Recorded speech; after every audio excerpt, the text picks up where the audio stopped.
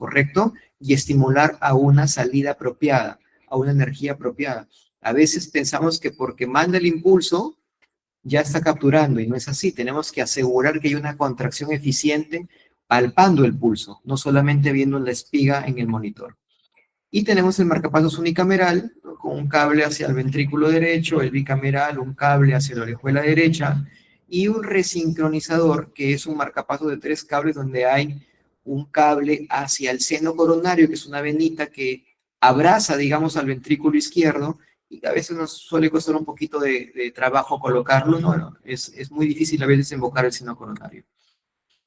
Y el epicárdico. En el epicárdico encontraremos cables que están en la superficie del corazón y que van a un generador que está usualmente en el abdomen. Estos cables tienen una forma en Y para el cátodo y para el ánodo. También es importante entenderlo porque eso es lo que se ve en la radiografía de tórax. Usualmente, un marcapasos, como está en el ventrículo derecho, generará un QRS que tendrá una morfología negativa. Nuevamente, la teoría del dipolo de la clase ayer, B1 está en el lado derecho. Entonces, si yo me comienzo a estimular desde el lado derecho, el impulso se alejará del lado derecho, irá de derecha a izquierda. Por lo tanto, la morfología será puramente negativa en V1 y V2. Estamos hablando de un marcapasos normalito, un marcapasos convencional. Y las derivadas inferiores nos podrán ayudar a ubicar si es que este cable está muy al ápex o basal, ¿no? Teoría del dipolo nuevamente, si está muy al ápex, generará una morfología negativa en las derivadas inferiores, y si está bien basal, generará una positiva en las derivadas inferiores. Esto es una cuestión de lógica. Y es importante entender que los marcapasos son dispositivos antibradicardia, ¿correcto? Por lo tanto, un paciente portador de marcapasos puede estar en FARVA, y eso no implica que el marcapasos está disfuncionando. Un paciente con bradicardia sinusal se le pone un marcapasos e ingresa por emergencia por FARVA, y nos mandan a llamar porque el marcapasos está disfuncionante. O es muy frecuente que nuestros pacientitos que les colocamos en el hospital, en la parte privada, nos reclamen y nos digan, doctor, ¿y la taquicardia? Bueno, espérense, el marcapasos, su función es estimular que la frecuencia no baje de un punto. El paciente puede hacer FA, flutter, TA, etcétera, ¿no? De taquicardia ventricular. Hay dos tipos de estimulaciones: la estimulación monopolar, en donde el impulso eléctrico va desde la carcasa hasta la punta. Por aquí salen los electrones, pero usando el cuerpo del paciente, y retorna por el cable. Es el circuito de la estimulación monopolar. Es un circuito grande y por lo tanto generará una espiga que es más grande en el electrocardiograma de superficie. Y aquí usa el cuerpo del paciente para cerrar el circuito. Por lo tanto, si el generador no está en contacto con el cuerpo del paciente, no habrá estímulo. Y esto es importante, sobre todo para los recambios de generador que hacemos en sala. Hay por ahí también pacientes que tienen cables monopolares antiquísimos, son ya generalmente gente mayor, pero por ahí algún paciente de estos en donde hay que tener mucho cuidado cuando uno reinterviene de un cambio de generador, porque ni bien lo despego de la piel, perderá la captura. Y, como les digo, genera espigas grandes. Mientras que en la estimulación bipolar, pues los electrones también se originan en la carcasa, pero esta vez el circuito está limitadito a la punta.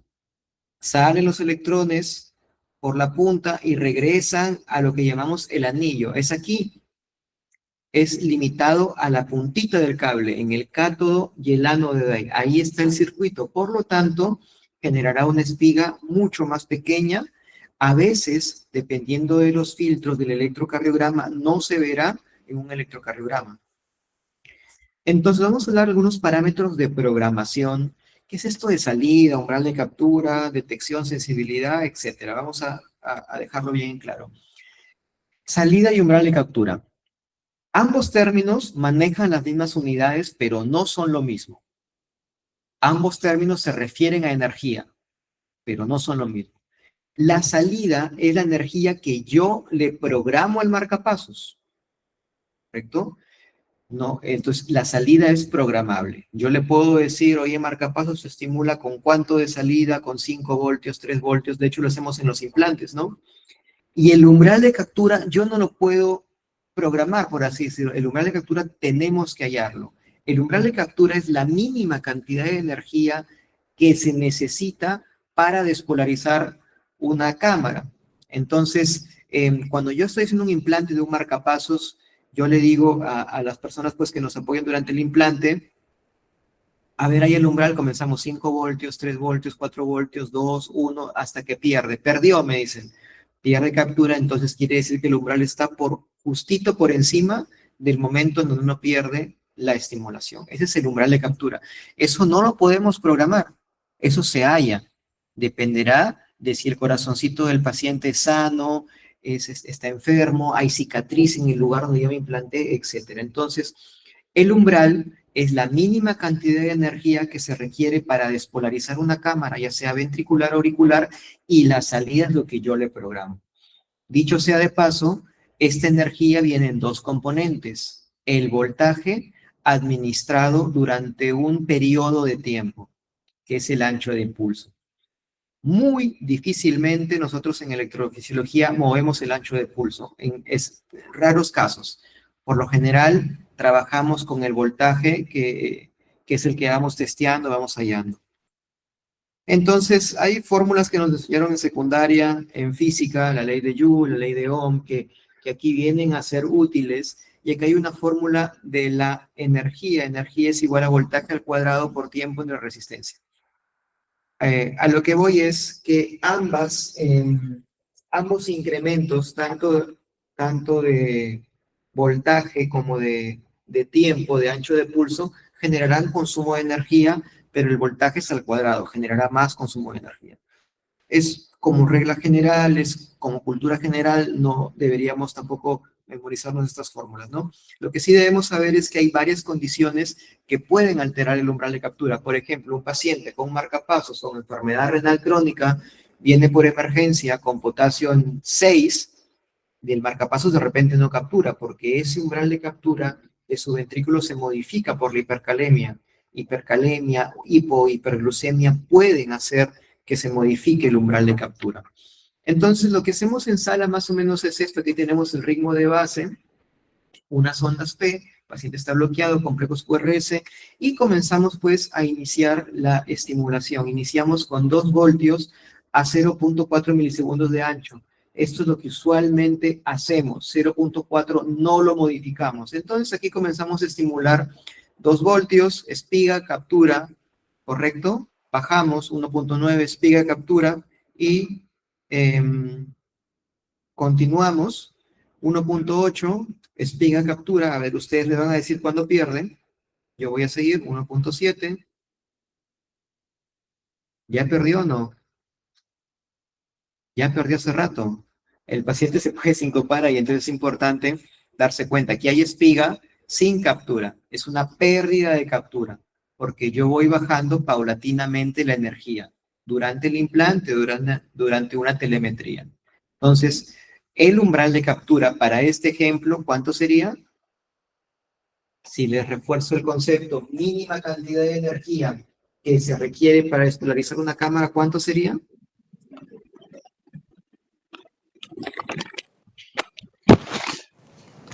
Aquí no se han dado cuenta que perdió captura y siguen haciendo la prueba. Bueno, ¿cuánto sería el umbral de captura aquí para este ejemplo? 1.8.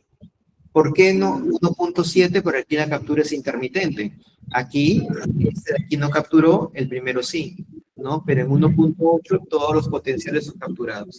A veces podemos incrementar el ancho de pulso y el voltaje va a reducirse. Por ejemplo, esta vez vamos a hacerlo con 0.8 milisegundos.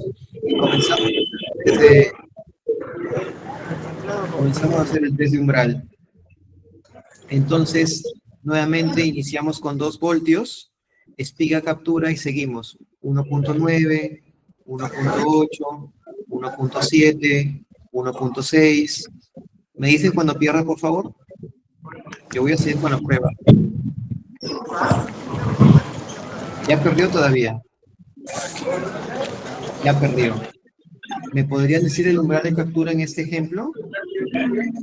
1 punto,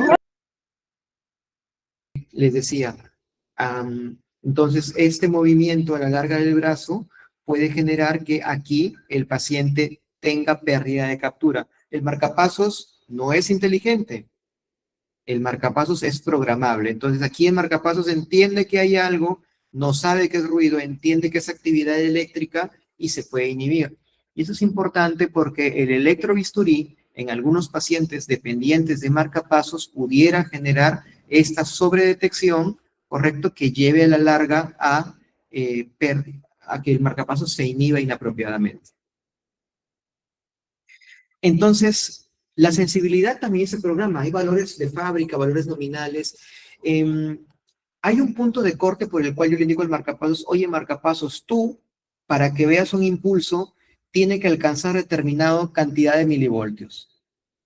Se preguntarán, ¿y cómo es esto de los milivoltios? Así como medimos la R, y ayer les explicaba en crecimiento de cavidades, por ejemplo, una P más de 2.5, crecimiento auricular derecho, así como por electro de superficie, vemos el tamaño de la P y la R, dentro del corazoncito también hay potenciales, ¿sí? Y esos potenciales tendrán un determinado voltaje en milivoltios, y al alcanzar cierta altura o cierto voltaje, serán o no vistos por el marcapasos. Por ejemplo, aquí le he dicho al marcapasos, oye, marcapasos, tú vas a tener una sensibilidad de 15, ¿no? Entonces, todo impulso que sea por arriba de 15 generará que tú resetees el circuito y todo lo que está por debajo de 15, no.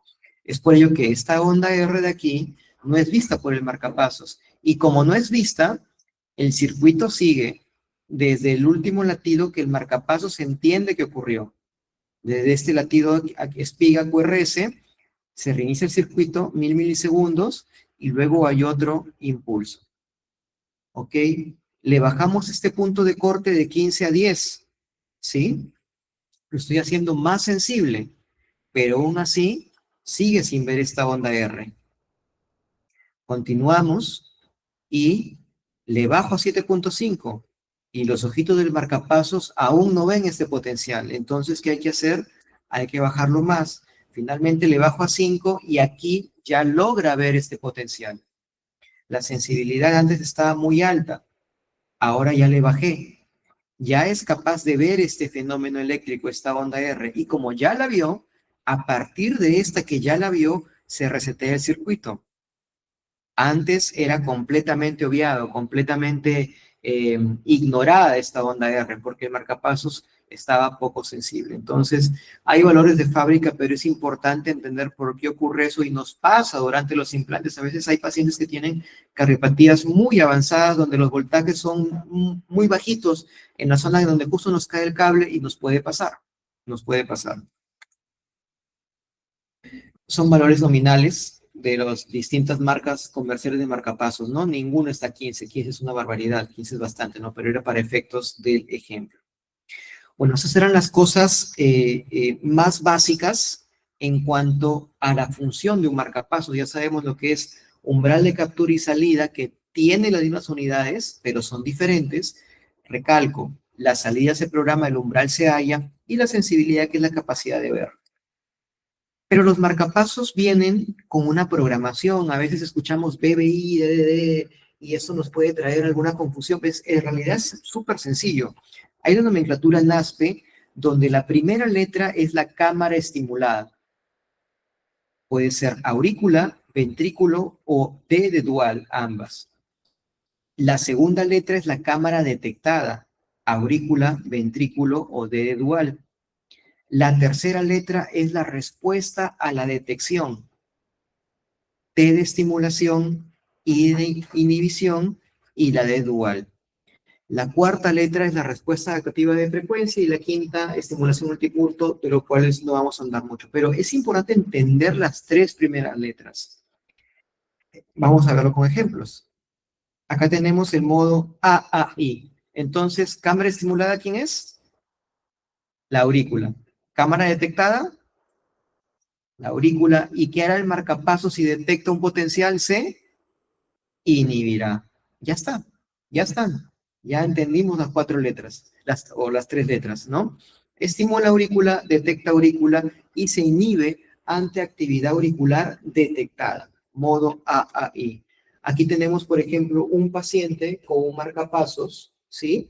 Donde hay una espiga, es una espiga grande, probablemente la estimulación sea monopolar o bipolar. Mono, porque el circuito es grande, donde estimula, ¿qué estimula? ¿Aurículo o ventrículo? Aurícula. Es un ritmo de marcapasos y le denominamos APBS. AP, A de aurícula, P de pacing. APBS, ventrículo, V de ventrículo y S de detectado, ¿no? Entonces, APBS quiere decir Atrial Pacing Ventricular Sensing o estimulación auricular y detección ventricular. Aquí está como un algoritmo de programación en modo AAI, ¿correcto? Donde está estimulando solamente la aurícula, solamente la aurícula. Uno ya con un poquito más de panorama conociendo doctor Cueva, pero yo no le creo que usted dejado en A y debe ser en DDD, sí, en realidad es DDD, pero es para efectos de ejemplo y electrocardiograma. Ese marcapasos está en ahí y actualmente hay modos avanzados donde las distintas casas comerciales te permiten pasar de AI a DDD de forma automática con una serie de algoritmos que no vamos a explicar, pero aquí tenemos un Atrial Pacing Ventricular Sensing. El otro modo más común es el BBI. ¿Quién estimula? ¿O qué cámara? ¿El ventrículo o la aurícula? Ventrículo. ¿A quién ve? Al ventrículo. Cámara estimulada ventrículo, cámara detectada ventrículo, y se va a inhibir cuando detecte un potencial ventricular propio. Esto es lo que ocurre en el modo BBI, ¿no? Cuando el paciente tiene ritmo propio, puede haber una competencia. Miren aquí cómo este paciente tiene ritmo sinusal, ¿correcto? Tiene PR, QRS, pero como entra en bradicardia, comienza a competir y finalmente entra el marcapasos. Este paciente está con modo BBI 60. ¿Por qué es que aquí no entra en la primera parte? Porque el paciente tiene una frecuencia superior a 60. Entonces, cuando yo pongo BBI 60, yo le estoy diciendo al marcapasos, oye, marcapasos, tú vas a estimular solamente cuando el paciente tenga una frecuencia debajo de 60. Mientras se tenga por arriba de 60, se va a inhibir. Entonces, aquí como el paciente está entrando en bradicardia por debajo de 60, el marcapasos comienza a entrar en acción, porque tú lo has programado así, ¿correcto? Y como el paciente tiene ritmo propio, podemos ver este fenómeno de fusión, o sea, algunos latidos que son mixtos, donde un porcentaje de la masa ventricular será despolarizada por el His-Purkinje en este caso, en este ejemplo, y otro por el marcapasos hasta que entra totalmente el marcapasos, ¿no? Entonces es un modo muy, muy usado actualmente, debería usarse solamente para pacientes con FA permanente, pero la verdad es que ponemos todavía en nuestro país, en los hospitales públicos, sobre todo, donde a veces nos compran unicamerales, 10, 15 por mes, tenemos que ponérselo a adultos mayores, ¿no? No nos queda de otra. Bien, tenemos ahora el DDD, que es el más común, el más usado, y vamos a explicarlo. ¿Qué estimula? ¿Aurícula, ventrículo o ambas? Ambas. ¿Qué detecta? ¿Aurícula, ventrículo o ambas? Ambas, perfecto. Y tiene la capacidad doble de inhibirse y de estimular. Y esto es lo que más genera confusión. La tercera letra en el DDD. La inhibición es en la cámara de la cámara IPSI detectada. Acuérdense de eso. I de IPSI. Quiere decir, el cable auricular se inhibirá cuando detecte un potencial en la aurícula, el marcapasos. Hará lo propio el ventrículo. El cable ventricular se inhibirá cuando detecte un potencial en el ventrículo. Fácil de entender la parte de inhibición, ¿verdad? Cuando hay potencial nativo en aurículo-ventrículo, ese cable se inhibe porque detecta actividad propia. Doctor Cueva, y la T de trigger, cuando el marcapasos detecta una P, una actividad auricular, gatillará un ventrículo. Por lo tanto, la letra T es solamente del ventrículo, ¿correcto? El marcapasos Al detectar una onda P, esperar un ratito, 10 milisegundos, 20 milisegundos, 30 milisegundos, 40, 50, 60, 80, 100, un tiempo que es variable. Llegado un tiempo, por ejemplo, 200 milisegundos, si no detecta un ventrículo, ¡pum!, estimulará. Ese tiempo que espera se llama intervalo AB, ¿no? Y esa letra T es la estimulación del ventrículo al ver una aurícula. Eso hace que se preserve la función o la sincronía entre aurículas y ventrículos, ¿sí? Cosa que no tienen los BBIs. En los BBIs no se preserva la sincronía auriculoventricular. En el modo DDD, sí. Entonces, cuando uno tiene un paciente en modo DDD y le toma un electrocardiograma, por favor, si hubiera una pregunta con toda confianza, me la dicen, levantan su mano, no hay ningún problema, o levantan la voz, no pasa absolutamente nada. Cuando tenemos un paciente con marcapasos en modo DDD, tendremos 4 posibilidades al momento que le tomemos un electro. Que esté en ritmo de APBP, ambos estimulados, P spacing, no se olviden, ritmo ASBP, entonces la aurícula es propia y el ventrículo es estimulado, APBS, como el primer ejemplo que les mostré, donde el ventrículo, donde la aurícula es estimulada y el ventrículo propia, o que esté en ASBS, ritmo propio 100%. Entonces es muy importante porque cuando uno hace, por ejemplo, una evaluación de un marcapasos y a veces hacen una evaluación en emergencia, etcétera, ponen ritmo de marcapasos, pero hay que ir un poquito más allá, ser muy fino, ok, ritmo de marcapasos, pero ¿cuál de todos, no?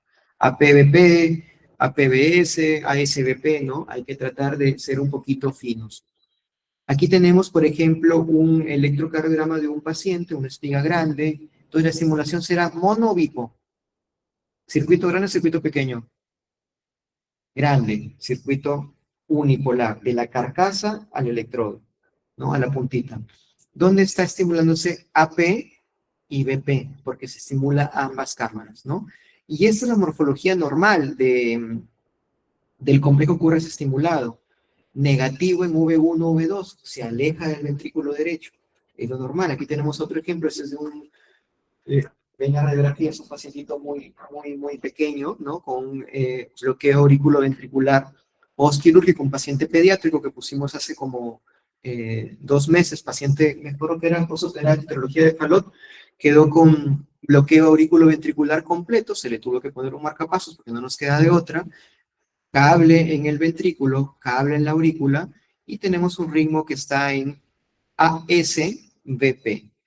La aurícula es propia y el ventrículo es estimulado, ¿no? A veces pareciera que nos quedan a veces tan bonitos los QRS que no parece estimulado, pero si este es estimulado, bueno, de hecho no está tan fino. Aquí vemos la espiga de marcapasos, se ve bien en B5 con el QRS, no también en B4. ¿Esa espiga es grande o pequeña? La estimulación es monopolar o bipolar. Circuito grande o chiquito. Chiquito, de la punta del anillo. Entonces, es una estimulación bipolar, ¿correcto? O sea, quiere decir, voy a hacer un zoom a la radiografía, que el circuito va de aquí a aquí, nada más. Por eso es que la espiga es pequeña. Si fuera desde la punta hasta la carcasa, generará una espiga grande. Entonces, eso es lo que solemos ver en un electrocardiograma de un paciente con marcapasos, ¿no? Aquí, quizá ya alguien con ojos más entrenados me dirá, doctor Cueva, oye, córtale la B, ¿no? Porque es un paciente pediátrico, sí tengo que ir, citarlo pronto para cortarle la B. Esa B está un poquito grande para ser un niño de 8 o 7 años, creo que tenía. Entonces, ahí va la fineza de la programación de marcapasos. Una programación tiene que ser para un paciente. No nos debemos quedar con parámetros nominales. Este otro electrocardiograma, ¿qué les parece? Bien tomado y todo, ¿no? Se ve ahí en el círculo de la espiga, ¿correcto? En B4, B5, vamos a hacer un zoom.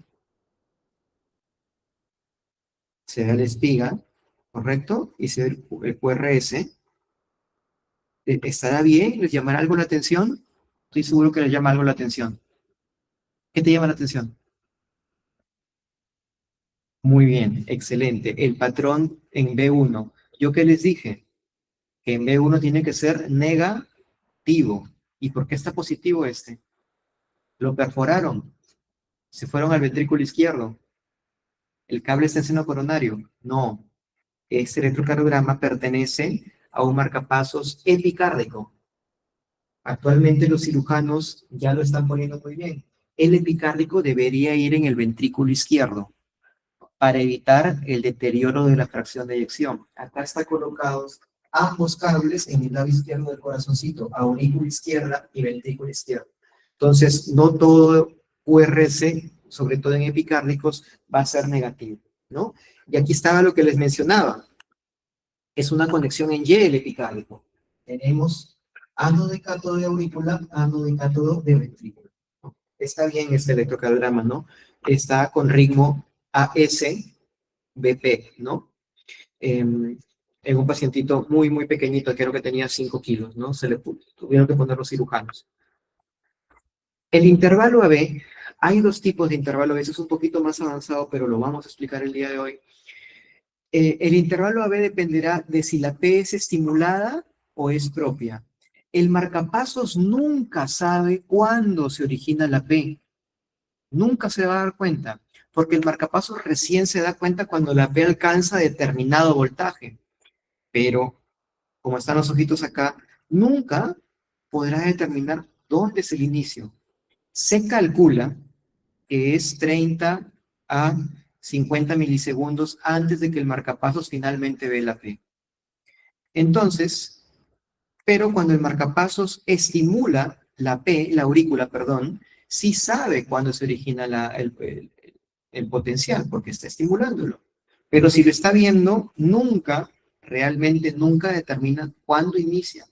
Es por eso que hay dos conceptos, intervalo AB detectado e intervalo AB sensado, ABS y ABP, ¿no? Usualmente calculamos que uno debería distar del otro 30 milisegundos. Esto ya es un poquito más avanzado, lo menciono para que tomen una fotito o algo y lo puedan revisar. Finalmente, los modos asincrónicos, DOO y DOO.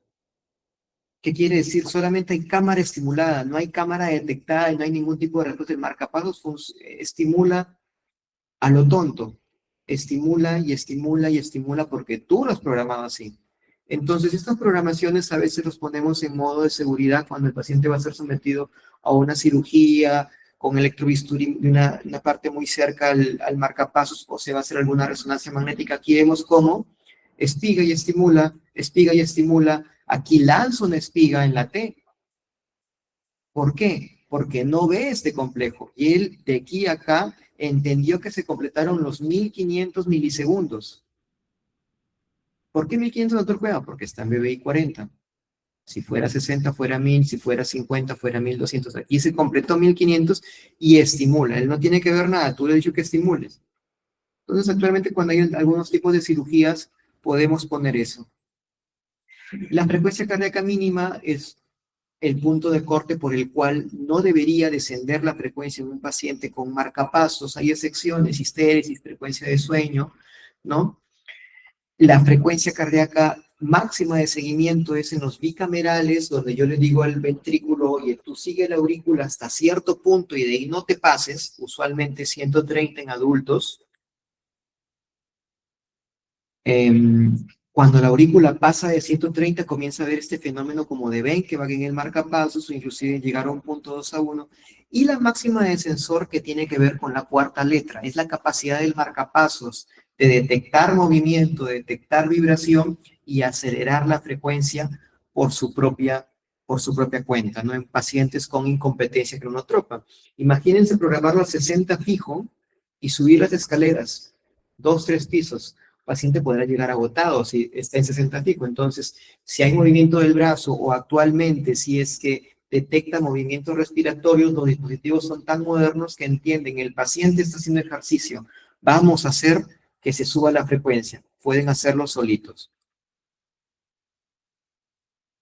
Y la impedancia es la resistencia del cable a el otorgamiento de los electrones. Acá está un cable normal con el screw o tornillito dentro del miocardio del paciente. Entonces los electrones viajan desde el generador hasta el tejido y así es como se despolariza la masa ventricular, ¿no? Y el cable tiene un conductor dentro y un aislante fuera, una especie de tejido blandito fuera. Entonces, si es que el aislante se rompe, ¿qué va a pasar con esto? Los electrones son bandidos y van a encontrar una puerta abierta y se fugarán, ¿verdad? Se fugarán por ahí porque encuentran por ahí mayor capacidad o menor resistencia, ¿no? Cae la impedancia.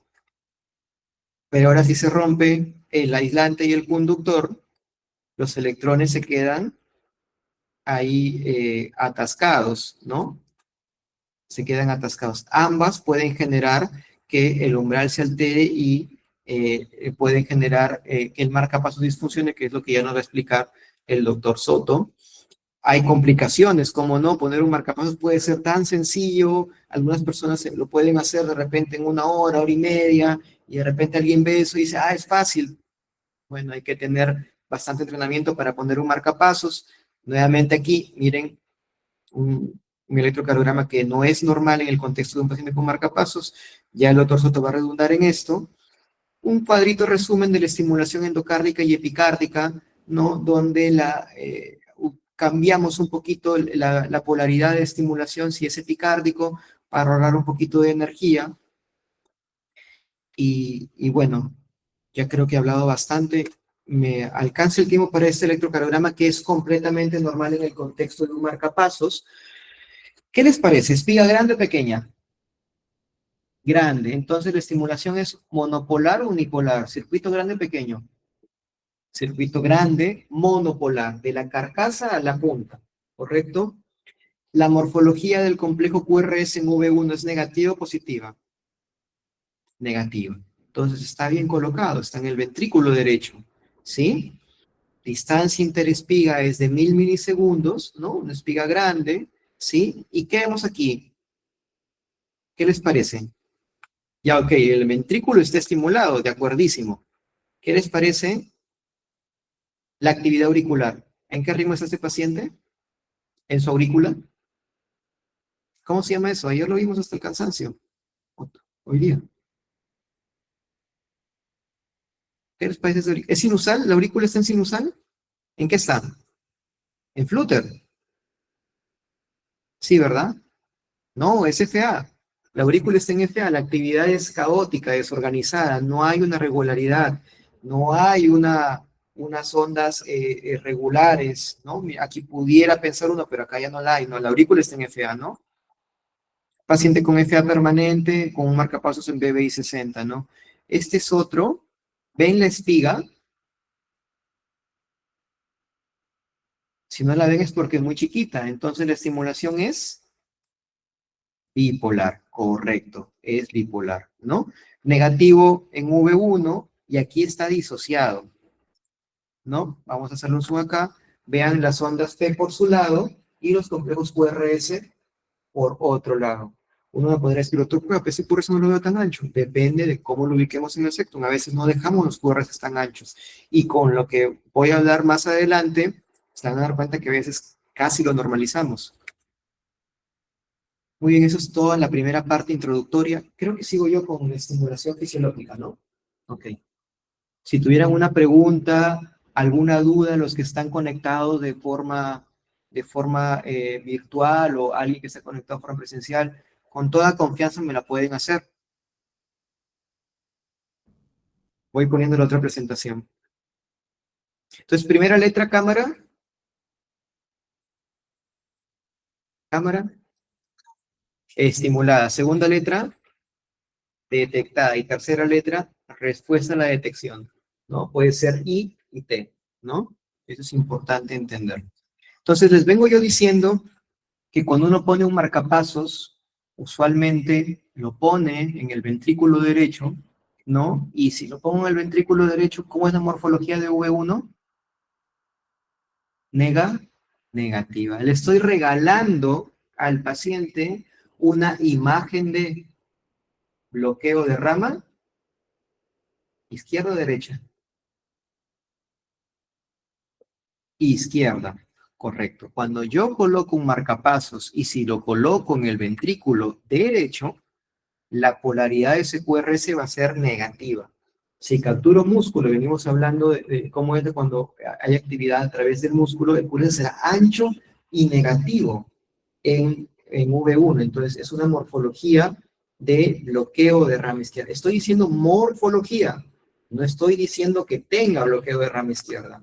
Ese concepto también es importante. Entonces, ahora, esto en algunos pacientes puede generar deterioro de la fracción de eyección. Aquí vemos un trazado electrocardiográfico en la parte superior de un paciente con bloqueo de rama izquierda. Cuando hay un bloqueo de rama izquierda, toda la actividad eléctrica va de derecha a izquierda.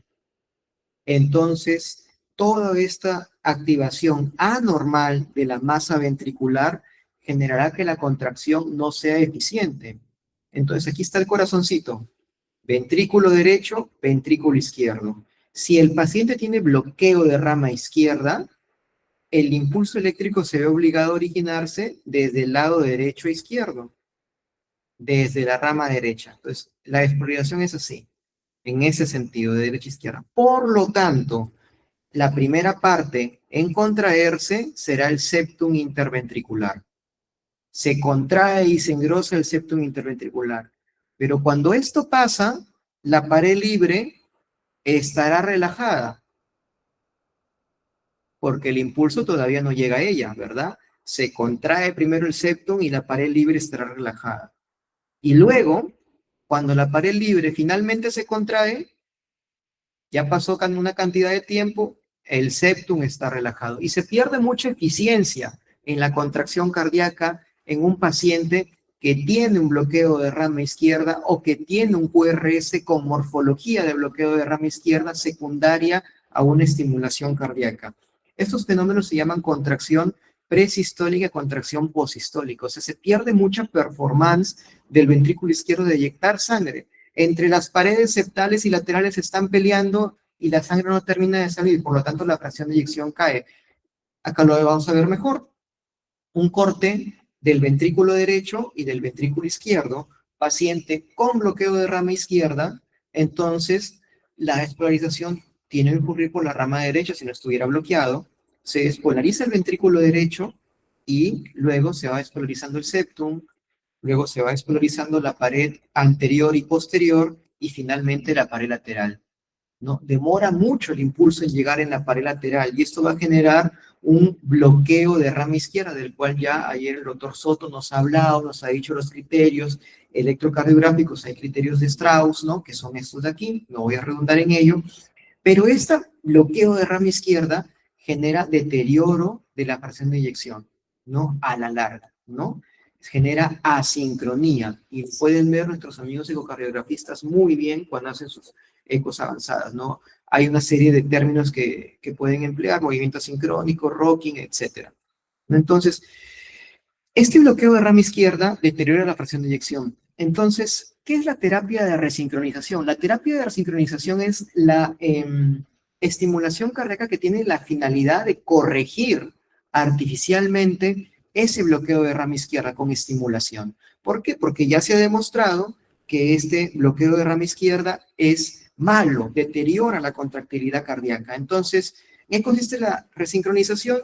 Bueno, doctor Cueva, como nos está diciendo que la pared lateral se contrae hasta el final, estimulemos la pared lateral también. Y va a haber dos frentes de onda en esta oportunidad. La estimulación ventricular endocárdica derecha, ¿correcto? Acá está nuestro cablecito con su estribo ahí en el septum y otro cable puesto en la pared lateral del ventrículo izquierdo. ¿Y cómo es que llegamos ahí? A través de nuestro amigo el seno coronario. Entonces, los primeros casos, es el primer caso de resincronización publicado en el 94. Todavía no estaba yo, sí, ya estaba ya todavía en inicial, pero bueno, ya. Aquí está. El primer sincronizador fue de 4 cables, 2 en la aurícula, uno en la aurícula derecha y otro en la parte del óseo del seno coronario. Y otro cable en ventrículo derecho y otro cable en ventrículo izquierdo a través del seno coronario. A este paciente le pusieron un Swan Ganz y vieron cómo agudamente la presión de cuña pulmonar, que es un parámetro que medimos en insuficiencia cardíaca, cayó, ¿correcto? Entonces comenzaron a preguntarse, oye, ¿esto será favorable para los pacientes? Y es así que inicia la resincronización. Y esto fue conectado a un marcapasos bicameral. Hoy por hoy no tenemos esto, con una conexión en Y para la aurícula y para el ventrículo.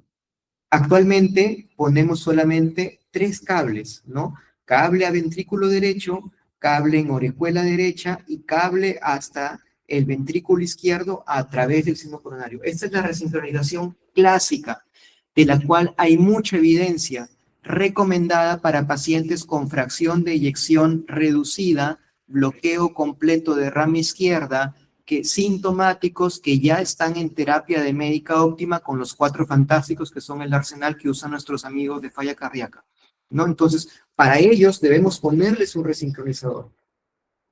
Pero ya nos hemos irradiado bastante y hemos aprendido que meter el cable en seno coronario a veces es difícil. Entonces, han surgido una serie de distintas formas de estimulación. Esta es la TRC convencional. Aquí les vengo diciendo un dispositivo tricameral, cable a aurícula derecha, ventrículo derecho, y otra a la vena posterolateral del ventrículo izquierdo, que es la que ha demostrado que es más útil, ¿no? En una posterolateral.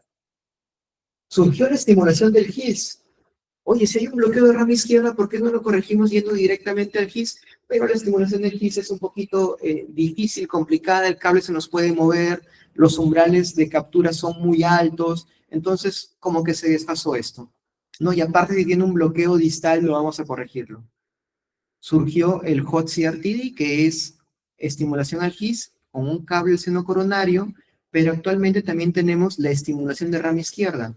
Y es lógico pensar, si el paciente tiene un bloqueo de rama izquierda, ¿por qué yo no puedo ir a estimular directamente la rama izquierda? Entonces, la diferencia es que ahora tenemos que hacer una perforación en el septum interventricular, como pueden ver aquí, perforamos el septum interventricular y nuestro screw llega hasta la rama izquierda con la intención de capturarles, lograrle estimular y que el bloqueo de rama izquierda se corrija. Es lo que hacemos, la estimulación de rama izquierda. Y podemos poner el cable en distintos niveles. Afortunadamente, el área de bloqueo de el área de la rama izquierda es bastante amplia en el septum interventricular. Entonces no tenemos que navegar mucho. Cuando hacíamos estimulación del GIS era muy difícil buscar el GIS, pero actualmente el área de estimulación de rama izquierda es bastante amplia.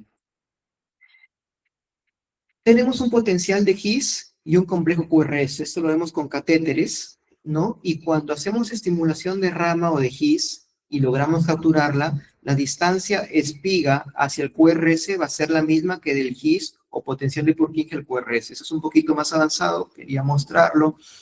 En pacientes con bloqueo de rama, pudiéramos capturar, ¿no? Y corregir. Cuando es selectivo, tendremos presencia de una línea isoeléctrica, ¿sí? O sea, una línea completamente planita entre nuestro estímulo y el QRS. Cuando es no selectivo, tendremos un empastamiento, aquí como una especie de onda delta, ¿no? Porque estamos capturando tanto músculo como sistema de conducción. Y el QRS es aceptable, ojo, cuando no tenemos que ponernos a llorar si logramos algo no selectivo, no. Si logramos algo no selectivo, también estamos contentos en sala. Dependerá de la profundidad del cable cuando lo metemos y de la salida, la energía. Vean cómo aquí con 2 voltios, si estoy llegando a la rama izquierda, con 1.5 llego un poquito y con 1 voltio ya no estoy llegando a la rama izquierda. Entonces depende también de la energía. Por eso cuando hacemos implantes, les pedimos que hagan determinadas pruebas o que suban la energía para ver si estamos cerca o lejos de la rama izquierda. Ejemplo también de lo mismo, 1.5 voltios, miren qué bonito este QRS, 1.25, miren qué bonito este QRS, 1 se ensanchó. Quiere decir que perdí captura del sistema de conducción y ahora solamente estoy capturando el músculo. Y aquí hay una pérdida total de la captura al final, espigas sin complejos QRS. Entonces, buscamos siempre esto, que el QRS nos salga lo más estrecho posible. Para eso empleamos cables que perforan y vainas que nos ayudan a perforar el septum. y nos apoyamos primero en la superficie septal del ventrículo derecho. Como estamos apoyaditos, pues lo que encontramos es un QRS ancho, aún no hemos penetrado, con una morfología de W en V1. Vemos también que la R de 2 sea mayor que la de 3. A medida que vamos avanzando, aquí avanzamos un poquito, pero no mucho, se va angostando el QRS y esta muesquita se va a ir posicionando en la parte final de B1. Esta muesca es la captura lejana de la rama izquierda, hasta que finalmente, ya cuando metimos todo el cable hasta la rama izquierda, en la parte terminal de V1 hay una R, ¿no? Les dije al inicio que cuando uno pone un marcapasos, todo es negativo en V1, pero con la estimulación de rama izquierda logramos QRS estrechito y la presencia de una R en la parte terminal de V1. Aquí está este ejemplo, es una proyección oblicua izquierda como el cable está perforando el septum interventricular, ¿no? Uno más, un poquito, un ojo más entrenado, con más experiencia, dirá, doctor Cueva, ¿y este cable que está acá abajo? Ese es el cable de la aurícula que a veces lo ponemos de backup como marcapasos temporal, luego lo subimos, ¿no? Es para que no nos asustemos por las historias que pudiera haber. No, finalmente nos quedan así, ¿no? En las distintas proyecciones.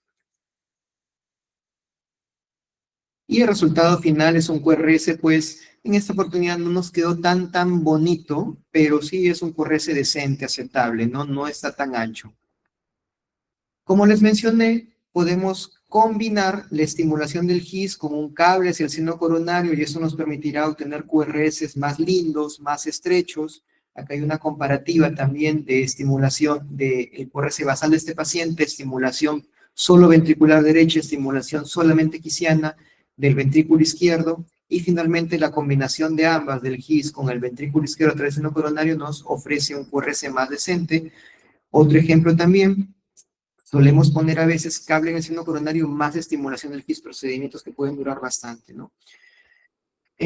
Aquí les muestro un caso clínico, niña de 12 años, lo hicimos en el instituto, VAB completo, QRS estrecho, escape supraquiciano, ventrículo izquierdo dilatado, asintomática, pero por el hecho de que el VI ya está dilatado hay que estimularla.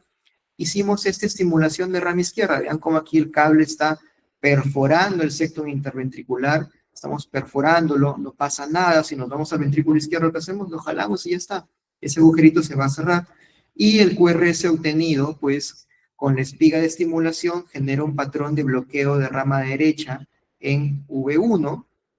Es una imagen del polígrafo, pero ahorita les muestro, esta es la imagen de las proyecciones fluoroscópicas, ya con su cable en la aurícula, y cable en el ventrículo, en una oblicua izquierda, en una oblicua derecha, y miran esta belleza. Ese QRS, ustedes dirían, casi es normal, ¿no? Una espiga y un QRS muy estrecho, con una porción terminal positiva en V1.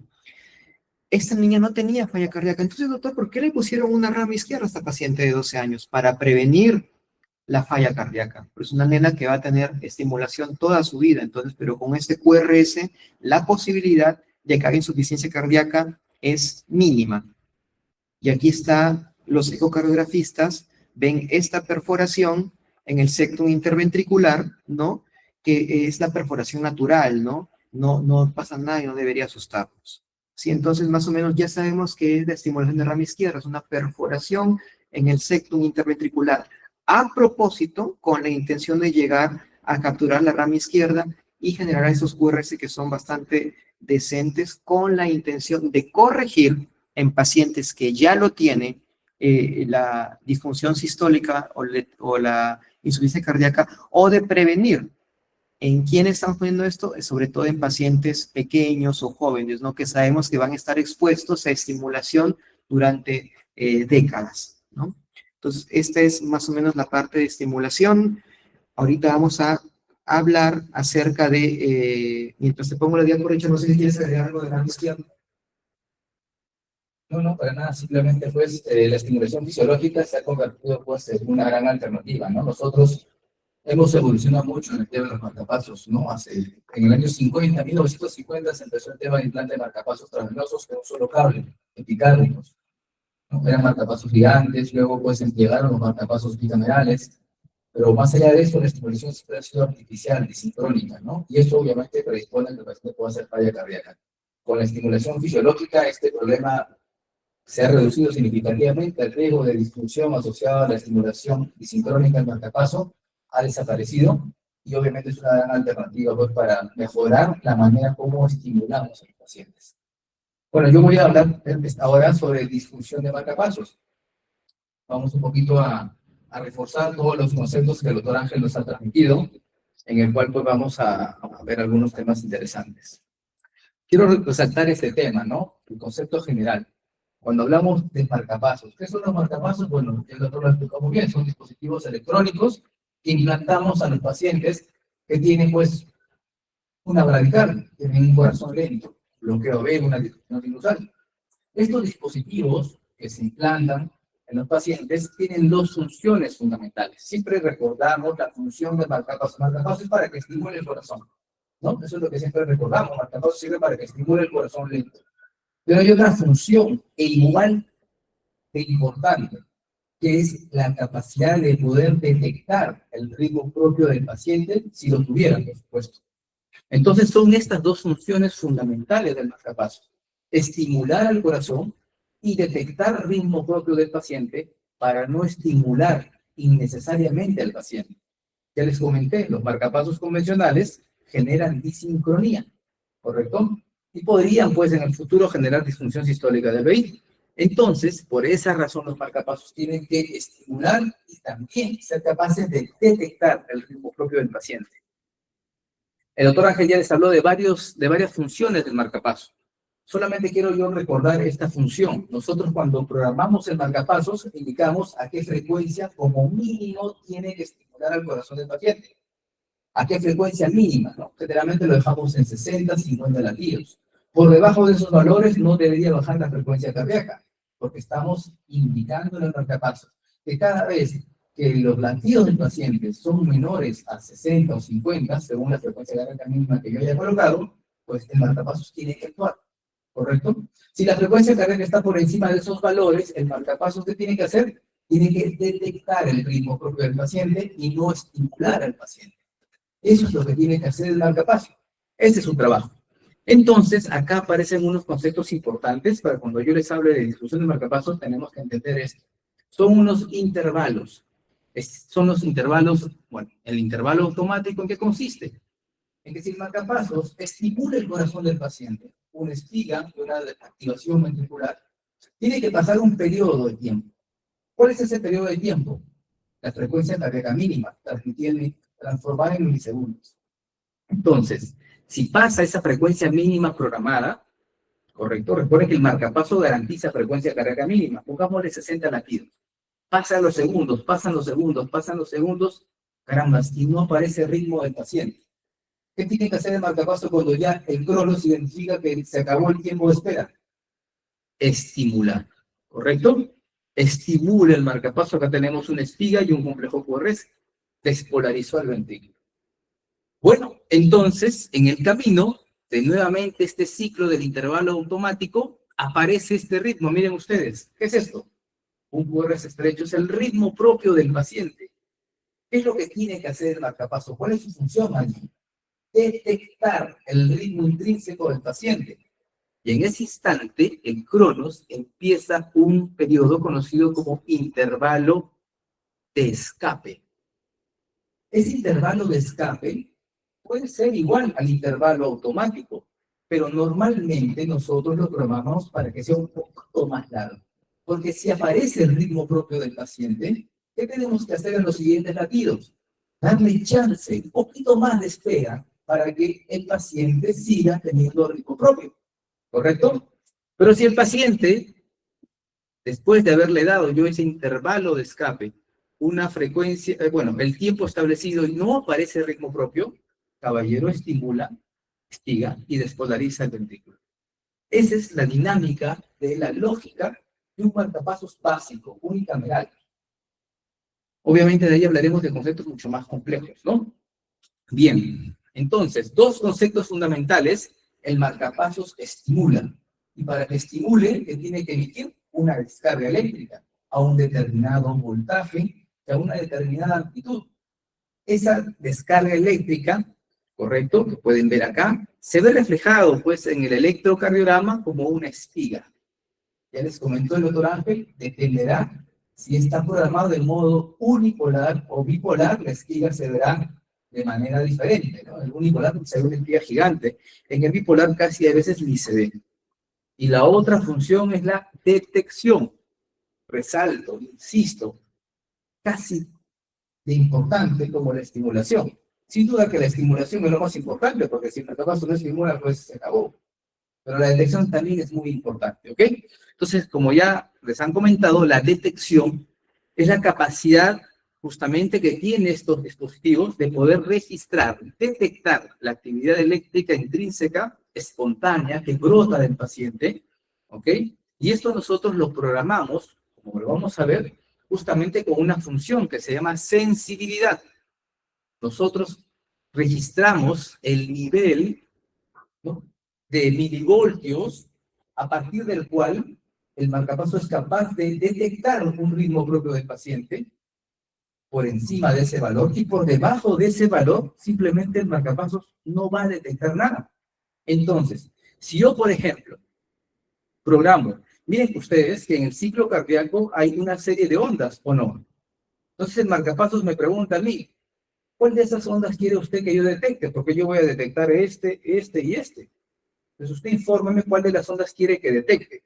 Pues yo, si estoy con un electrodo ventricular, ¿cuál es el complejo o la onda que quiero que detecte el marcapaso? ¿La P, la T, el QRS? El QRS. Entonces, yo tengo que programar en un valor adecuado, de acuerdo al ritmo intrínseco del paciente. Estas son pruebas que hacemos mientras implantamos el marcapaso, y en base a eso establezco un valor, ¿ok? Por ejemplo, si la onda R del paciente detectada es de 7 milivoltios, ¿ok? Yo tengo que, póngale sí, 7 o 10 milivoltios, yo tengo que programarlo pues a un valor menor para que este pueda ser detectado. Por ejemplo, si he detectado en 6, para ver este caso, ¿no? ¿Cuánto debo programar la sensibilidad para poder detectar de manera segura? Lo programo a la mitad, a 3 milivoltios. Entonces, todo estímulo, toda actividad eléctrica por encima de 3 milivoltios, mi electrodo ventricular lo va a censar, lo va a sentir. Y si eso pasa, ¿el marcapasos va a estimular? No, pues, porque cada vez que detecta ritmo propio, el marcapasos se inhibe, ¿correcto? Pero tampoco puedo ponerlo muy abajo. Imagínense que yo pongo la sensibilidad en 1, en 1.5. Voy a empezar a ver señales que no me interesan y voy a empezar a censar ondas que no son las que debo de censar, ¿ok? Entonces, pues empezamos a interpretar ahora sí algunos conceptos, como anomalías en la detección. Estas pueden ser por fallas en el censado. ¿Qué pasó aquí? ¿Qué pasó aquí? Hemos programado un nivel de censado bajo, y eso permite que empiece a ver cosas que no tengo que ver. Este marcapasos, cuando detecte el ritmo propio del paciente, se va a inhibir. Pero acto seguido va a censar otra onda. Va a seguir inhibido. Y obviamente de manera inapropiada. Estoy sobrecensando. ¿Ok? Entonces, primer concepto, que puedo sobrecensar. ¿Ok? Entonces, pasa el siguiente ejemplo. Miren, el paciente inicialmente tenía una onda R de 6 milivoltios, como les dije. Lo programamos a 3, ¿no? A 4 lo programamos. De repente un poquito más, muy alto. Y con el devenir de los años, ¿correcto? Esa onda R, por alguna razón, empezó a achicarse. Y llegó un momento en el cual la onda R del paciente ahora es 3 milivoltios, y de base yo al paciente lo había programado en 4 milivoltios. ¿Qué va a empezar a ocurrir? Que el marcapasos, el cable, no va a ver el ritmo propio del paciente. Y el marcapasos va a estar estimulando, incluso cuando el paciente tiene ritmo propio. Vamos a estar haciendo una disincronía, una sincronía en la estimulación, porque no estamos viendo el ritmo propio del paciente. Eso es peligroso, porque si no detecto, de repente puedo estimular en cualquier lugar, incluso sobre la onda T. ¿correcto? Y puedo generar una arritmia maligna y chao. Por eso es importante el seguimiento de los pacientes. A quienes implantamos marcapasos, les hacemos los controles periódicos, les hacemos la telemetría para ver cómo está la batería, para ver cómo está la integridad de los cables y para ver también cómo está la sensibilidad, la onda R, la onda P, y en base a eso programar la sensibilidad y también la salida de estimulación. ¿Ok? Esto se conoce como infrasensado. ¿Ok? El marcapasos ahora no sensa lo que debía de sensar, ¿correcto? Entonces, miremos ejemplos. ¿Qué les parece este electrocardiograma? ¿Qué ven ahí? Vemos pues un ritmo pareciera, bueno, veo P por ST, P por ST, P por ST, pero veo como unas rayas ahí, ¿no? Como unas rayitas ahí. Bueno, ¿qué es esto? ¿Artefacto? Pues no, me han informado que el paciente tiene un marcapasos bicameral. Ah, caramba, tiene marcapasos bicameral. Entonces, ¿cómo así que tiene estas rayitas o estas espigas en este lugar? Las espigas siempre tienen que estar precediendo a la onda, ¿no? Si es que captura esta cámara. ¿Qué está pasando aquí? Acá yo veo una onda P y no veo ninguna espiga que lo preceda. Acá veo una espiga que está casi metido en el QRS. ¿Qué será? Pseudofusión. No sé, de repente. Después, ¿qué ocurre? Ah, miren, acá ya veo una onda P y esta misma espiga, parece, que está antes de la P. ¿Lo estará o no lo estará estimulando? Parece que sí, parece que no. ¿Qué pasó aquí ahora? Ah, no, aquí sí hay algo ya evidente. ¿Qué está pasando? Una onda P del paciente y una espiga que estimula. Oye, pero ¿cómo vas a estimular algo que estás detectando? Medio extraño. Aquí una onda P y una espiga casi encima de la P. Aquí una P que precede, una espiga que precede a la onda P. Aquí también, aquí también. Entonces, estoy dándome cuenta de que aquí tenemos un marcapasos cuyo electrodo auricular está estimulando, ¿correcto? Y está capturando bien la aurícula acá. ¿Lo ven o no? Espiga despolariza la aurícula y luego se conduce al ventrículo normal. Espiga despolariza la aurícula, espiga despolariza la aurícula. ¿Qué está pasando aquí? ¿Qué está pasando aquí? ¿Qué está pasando? Acá parece estar bien. ¿Qué está pasando aquí? Porque este intervalo es el mismo. Entonces, lo que está pasando es de que este electrodo auricular está dándose cuenta que la onda P del paciente está aflorando o no se está dando cuenta. No se está dando cuenta. ¿Está sensando o no está sensando? ¿Está sobresensando o infrasensando? Infrasensando, pues. ¿No? No está viendo la onda P que aparece ya en este paciente. Entonces, como aparece una onda P y este electrodo no sensa, ¿qué hace? ¿Qué tiene que hacer si el electrodo no sensa? Mandar un estímulo. El electrodo manda un estímulo a la aurícula que en ese momento ya está ocupada, ¿o no? La aurícula se está despolarizando, pues las ondas P se están formando. Y en ese periodo de despolarización auricular, las cámaras o los tejidos están en un periodo llamado periodo refractario. Y entonces, cuando el marcapasos le manda un estímulo, ¿ese tejido va a hacerle caso? No, porque está ocupado. Está despolarizándose espontáneamente. Y ningún estímulo, en un periodo refractario absoluto, va obviamente a generar otro estímulo. Entonces tenemos aquí, pues, ondas P que no son sensadas, ¿ok? Entonces tenemos un infrasensado, ¿correcto? Ahora sí les quedó claro, ¿no? Bien, ¿qué tenemos aquí? Este es otro trazado, bueno, un gráfico nomás, ¿no? ¿Qué tenemos aquí? A ver, una espiga y una despolarización ventricular. ¿Estamos de acuerdo? ¿Sí? Bien, ¿qué se metió aquí? Un latido espontáneo, ¿ok? Sí, estrechito, pues. ¿Qué estamos viendo ahora aquí? Una espiga y un QRS estimulado. La pregunta, oye, ¿qué pasó aquí? Acá veo que hay un intervalo entre estímulo y estímulo, correcto, perfecto, pero aquí ese intervalo está muy cortito. Se supone que este marcapaso no debió haberse dado cuenta que ha habido un estímulo propio del paciente, debió haberse dado cuenta, algo no calza aquí. ¿Ok? Bueno, Acá, ¿qué es lo que tengo? Bueno, aparece una onda P y se conduce, y tenemos, bueno, sí, se conduce el QRS normal. Bien, acá sí, miren ustedes, ¿hay un periodo de espera o no? ¿Esto cómo se llama? Intervalo de escape. Bien, al no aparecer ritmo propio, estimula el ventrículo, perfecto, aparece ritmo propio y ¿qué debió empezar aquí? ¿Qué conteo debió empezar aquí? ¿Un intervalo de escape o no? Igual como este latido, ¿no? Debió empezar un intervalo de escape, pero ¿qué estamos viendo? ¿El marcapaso ha censado? No, no se dio cuenta que apareció un ritmo propio. Entonces hay una falla, ¿a qué nivel? En el censado, ¿no? ¿Qué tipo de falla en el censado estamos viendo?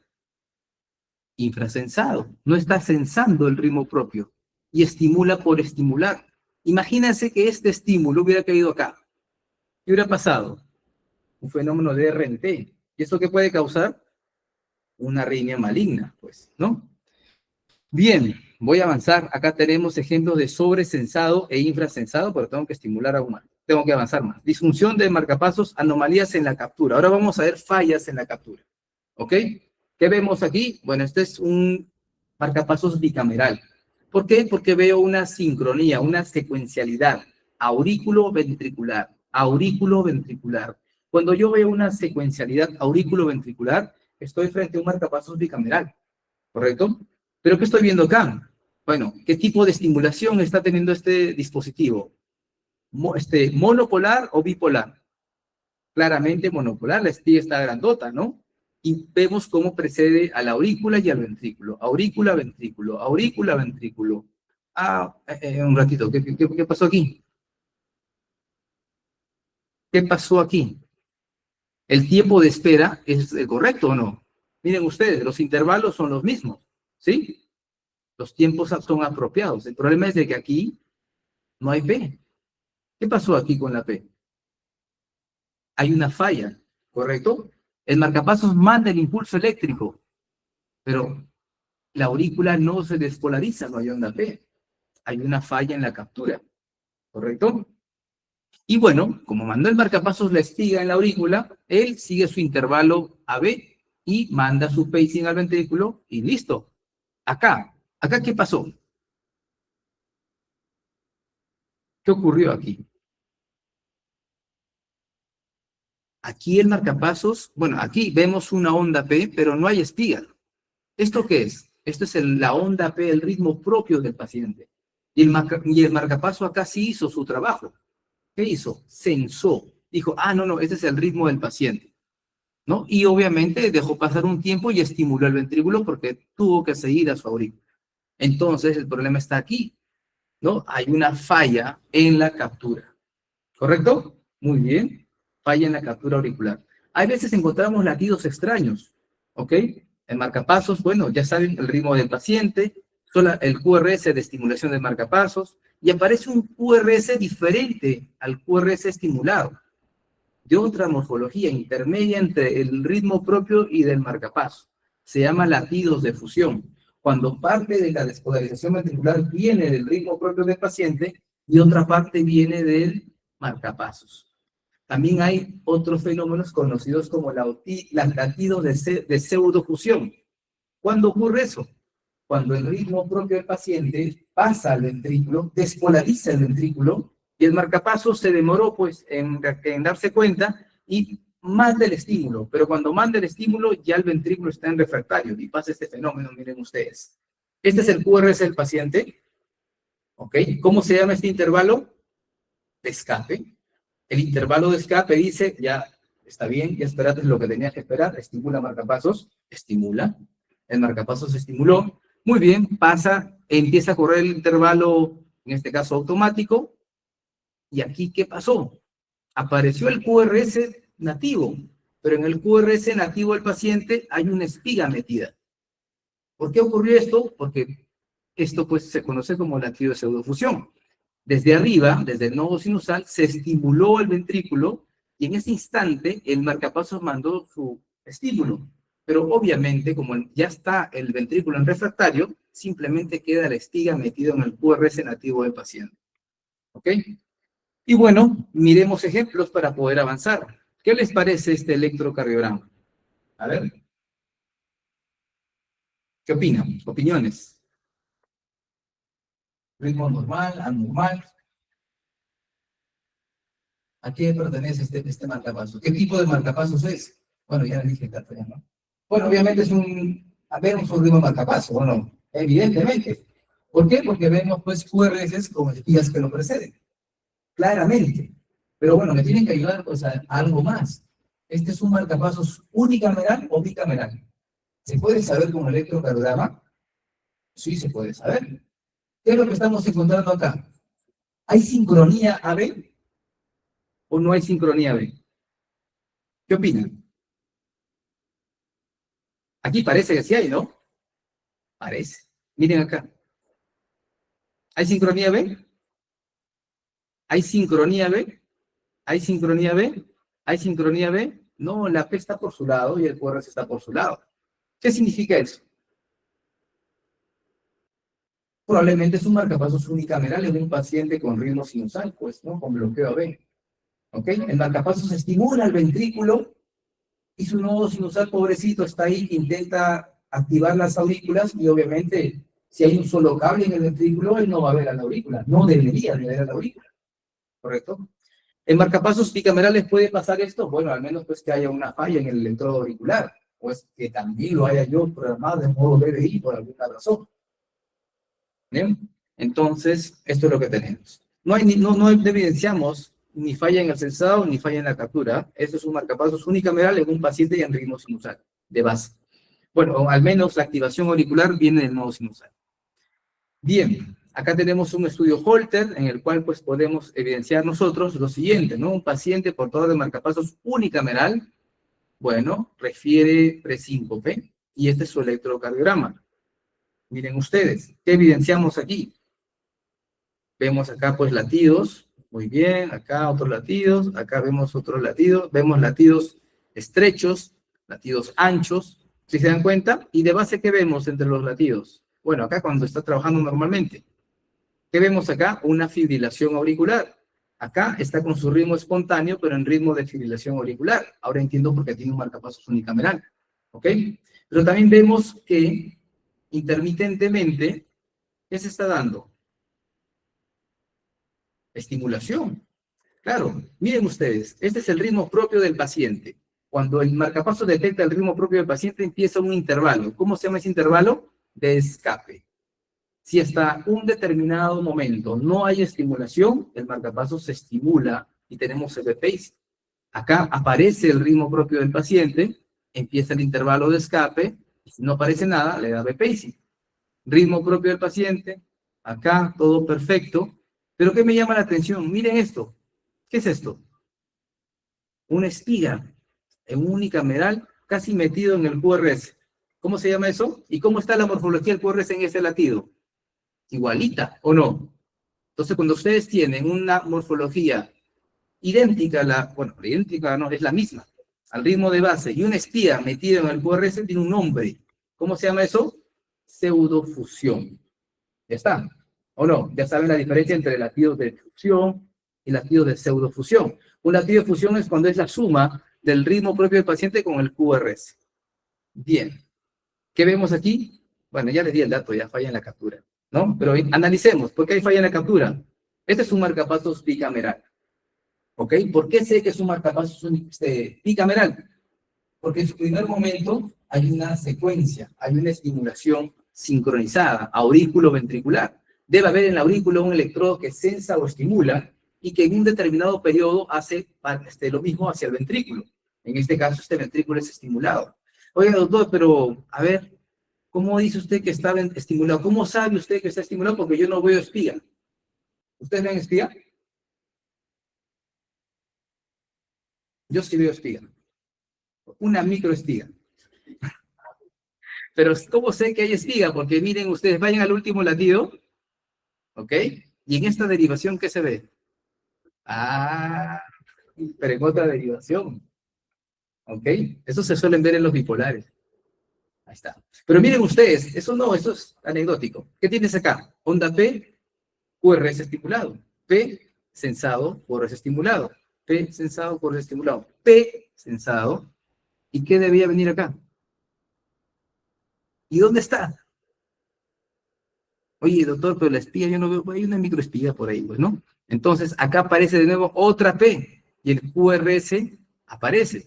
Otra P y el QRS no aparece. ¿Correcto? Se repite esto. P. ¿Qué debería venir aquí?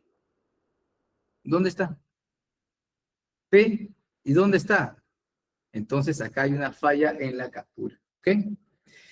Bueno, vamos a avanzar. Sé que hay cosas muy chéveres que ver. Acá hay una cosa muy importante que les quiero mostrar. ¿Ok? A ver, ¿qué ven acá ustedes? Espiga, ventrículo, ¿correcto? ¿Ok? ¿Qué vemos acá? Una onda P y un QRS. Y acá aparece una espiga, miren ustedes, después del QRS. ¿Qué cosa es esto? Falla en el sensado o en la captura. Porque mira, yo veo espiga y no veo QRS. Falla en la captura es cuando yo veo espiga suelta. ¿O no? Falla en el sensado cuando veo pues una estimulación muy cercana a un ritmo intrínseco. ¿Qué está pasando aquí? ¿Mm? Entonces estamos viendo justamente este detalle, ¿no? Acá hay un problema obviamente en el marcapaso. Está perfecto. Sigue todo normal. Pero ¿qué estamos viendo acá? Que este marcapasos tiene una falla en el sensado. No sensó el QRS y mandó su espiga. Oye, ¿por qué mandó la espiga y no apareció otro QRS? ¿Por qué creen? ¿Por qué creen que pasó eso? ¿Por qué creen que esta espiga no generó otro QRS? Porque ¿cómo estaba el ventrículo en este momento? ¿Estaba atento a querer despolarizarse de nuevo o estaba todavía refractario? Estaba refractario, ¿no? Entonces, esto es, hay una falla en el sensado, ¿okay? De tipo infrasensado. También hay latidos de fusión, ahí está para que puedan repasar. Miren, latidos de fusión, ¿cómo es un latido de fusión? ¿Okay? Es la mezcla del ritmo estimulado con un ritmo propio del paciente. Un cambio en la morfología. No se parece ni al estimulado ni al ritmo propio del paciente, es la mezcla de los dos. Muy bien, entonces esto es lo que puede pasar. Y finalmente, en los marcapasos bicamerales, tenemos dos cables, uno en la aurícula y otro en el ventrículo. Ambos cables tienen que estimular ambas cámaras y sincronizadamente se estimula la aurícula y luego el ventrículo. Hay un intervalo, un tiempo entre la aurícula y el ventrículo que simula la función del nodo AB, como conversamos ayer. Esta función también tiene que permitir que estos electrodos se estimulen únicamente en la cámara donde están pues, insertados. Y también tienen que hacer lo posible para que el cable auricular no esté sensando cosas del ventrículo. Y viceversa, que el cable ventricular no esté sensando cosas de la aurícula. Porque si eso ocurre, ya se imaginarán qué cosas malas pueden pasar. Imagínense lo siguiente. A ver, vamos a ver algunos ejemplos. Hay un fenómeno que se conoce como fenómeno de crosstalk. ¿Qué significa ese fenómeno de crosstalk? Que el electrodo auricular y el ventricular empiezan a tener detecciones inapropiadas, en especial el electrodo ventricular. Yo ya les dije que el electrodo ventricular no tiene que estar sensando nada de la aurícula. ¿Por qué? Porque si el electrodo ventricular sensa cosas de la aurícula, ¿qué va a pasar con el electrodo ventricular? ¿Va a estimular o se va a inhibir? Se va a inhibir, claro que sí, y no va a estimular. Oiga, ¿y qué tal si ese paciente es dependiente de marcapasos? Está totalmente bloqueado y su cable ventricular empieza a sensar a la aurícula inapropiadamente. ¿Qué va a pasar? Esto. Asistolia. ¿Ok? Entonces hay un fenómeno llamado fenómeno de crosstalk en la cual el marcapasos pues estimula la aurícula y el ventrículo empieza a sensar actividad auricular. Y por esa razón, miren, el ventrículo no estimula, se queda calladito, se inhibe. Una pausa de 7 segundos en un paciente con marcapasos, obviamente con episodios sincopales. En esos casos, ¿qué tenemos que hacer? Hacer de que ese cable ventricular no esté estimulando cosas que no le interesen. Entonces tengo que hacer que la sensibilidad sea bipolar, que no sense campos tan grandes, sino campos pequeños. Hacer que el cable auricular estimule lo mínimo necesario que se requiera y hacer que el sensado del electrodo ventricular sea el adecuado para que no esté sensando un campo lejano, como lo que está pasando en la aurícula. Finalmente, este electrocardiograma y termino. ¿Qué es este electrocardiograma? ¿Qué ven allí ustedes? ¿Normal? ¿Taquicardia? ¿Taquicardia? Yo veo una taquicardia. ¿QRS ancho o estrecho? ¿Ah? ¿Dónde se escuchan? ¿Ancho o estrecho? Ancho, taquicardia, QRS ancho. ¿Regular o irregular? Regular. Entonces, ¿qué tenemos que hacer ahí? Diagnóstico diferencial. ¿O no? TV la sufre con aberrancia. ¿O no? Así les enseñé hace 2 horas, ¿no? 3 horas, creo. ¿Correcto? Pero antes de hacer eso, ¿por qué no me pongo a analizar bien al detalle algo? Bueno, entonces está haciendo su clase de marcapasos. Seguro algo tiene que ver, pues, ¿no? No, pues, pero me llama la atención algo, miren. ¿Qué es eso? Espigas. Oiga, pero ¿por qué está el señor que lo han programado a 60, a 130? ¿Por qué está a 130? ¿Está taquicárdico el señor? A ver, antes de la P, veo, ¿es sinusal? No, yo no veo ninguna P sinusal. Lo que sí veo es una P retrógrada. Parece un RT corto, ¿no? No, no es así, ¿no? Entonces veo una P retrógrada. ¿Qué está pasando en ese paciente? Y ha ido a la emergencia, está hace 6 horas taquicárdico. Está taquicárdico el paciente, está taquicárdico. Entonces, este electrocardiograma clásicamente espiga frecuencia cardíaca 130, típico de una taquicardia mediada por marcapasos. ¿Ok? ¿Ahí qué tienen que hacer? Bueno, pues traer el programador, configurar el dispositivo, y si es fin de semana y no va a venir el electrofisiólogo, ¿qué hace? Imán. Y con eso se normaliza. ¿Por qué el imán? Porque van a poner al marcapasos en modo asincrónico por unos cuantos segundos, y con eso corrige todo el problema. ¿Qué está pasando con este paciente? Por ahí alguien me habló, acá hay problema en el sensado, estamos de acuerdo. Pero ¿qué está pasando? Pero no necesariamente un problema en el sensado.